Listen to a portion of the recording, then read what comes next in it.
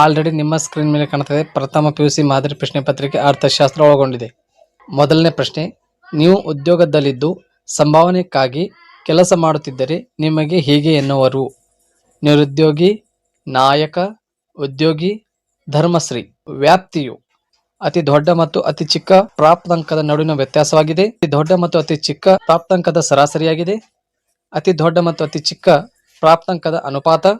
ಅತಿ ದೊಡ್ಡ ಮತ್ತು ಅತಿ ಚಿಕ್ಕ ಪ್ರಾಪ್ತಾಂಕದ ಮೊತ್ತ.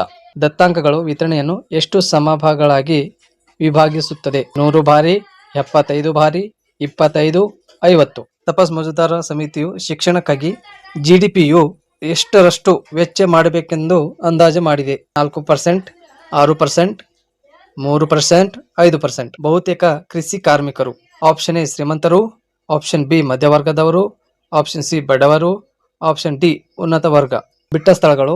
ಆ ಸತತ ದತ್ತಾಂಶಗಳ ಆವೃತ್ತಿ ವಿತರಣೆಯನ್ನು ಹೀಗೆ ಎಂದು ಕರೆಯುವರು: ಸಮೀಕ್ಷೆಯು ಸಂಗ್ರಹಣೆಯ ವಿಧಾನ ನಿರ್ಧರಿಸಲು ಸಹಾಯಕವಾಗಿದೆ.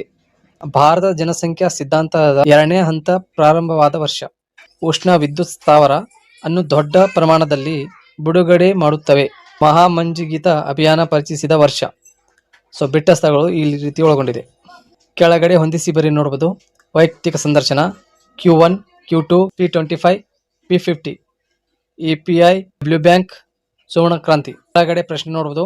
ರಾಷ್ಟ್ರೀಯ ವರಮಾನ ಕೂಲಿ ಲಾಭ, ಗೇಣಿ ಮತ್ತು ಬಡ್ಡಿಗಳೆಂದು ಭಾಗ ಮಾಡುವುದು ಏನೆಂದು ಕರೆಯುತ್ತಾರೆ? ಈ ಕೆಳಗಿನ ದತ್ತಾಂಶಗಳಿಗೆ ಬಹುಲಕ ಕಂಡುಹಿಡಿಯಿರಿ. ವಸಾಹತುಶಾಹಿ ಸರ್ಕಾರ ಕಾಲುವೆ ಸಾರಿಗೆಯನ್ನು ಏಕೆ ರದ್ದುಪಡಿಸಿತು?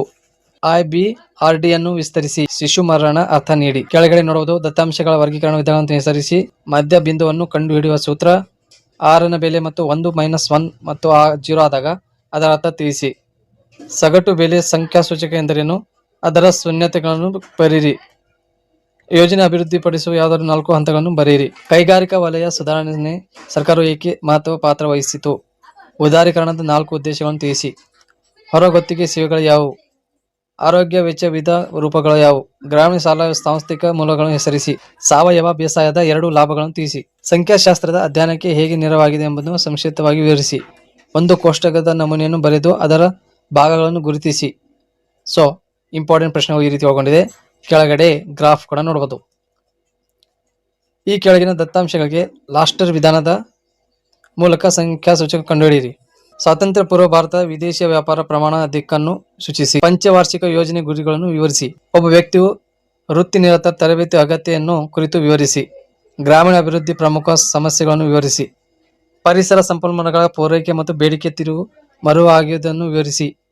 ಪಾಕಿಸ್ತಾನದಲ್ಲಿ ಕಡಿಮೆ ಬೆಳವಣಿಗೆ ಮತ್ತು ಬಡತನ ಮರುಗಟ್ಟಿಗೆ ಕಾರಣಗಳನ್ನು ವಿವರಿಸಿ. ಭಾಗ ಡಿ ನಲ್ಲಿ ಕೋಷ್ಟಕ ಬಿಹಾರ ಒಂದು ಜಿಲ್ಲೆಯ 6 ಮತ್ತು 14 ವರ್ಷದ ಮಕ್ಕಳ ಲಿಂಗಾನುಸಾರ ದಾಖಲಾತಿಯನ್ನು ತೋರಿಸುತ್ತದೆ ಎಂದು ದತ್ತಾಂಶ ಸಂಘಟಿತ ಸ್ತಂಭ ರೇಖಾಚಿತ್ರವನ್ನು ರಚಿಸಿ. ಮೇಘಾಲಯದ ಸುಧಾರಣೆಗಳನ್ನು ಪರಿಣಾಮ ವಿವರಿಸಿ.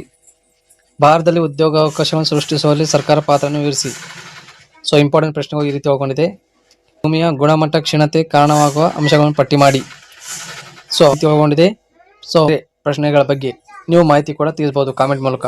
ಸೊ ಈ ವಿಡಿಯೋನಲ್ಲಿ first PUC economics model question paper ಯಾವ ರೀತಿ ಒಳಗೊಂಡಿತ್ತು ಮಾಹಿತಿ ತಿಳಿಸಿಕೊಟ್ಟಿದ್ದೀನಿ. ಸೊ ಇಷ್ಟ ಆದರೆ ಲೈಕ್ ಕೂಡ ಮಾಡಿ, ಶೇರ್ ಕೂಡ ಮಾಡಿ. ಸೊ ಎಲ್ಲರೂ ವಿಡಿಯೋ ನೋಡೋದಕ್ಕಾಗಿ ಧನ್ಯವಾದಗಳು.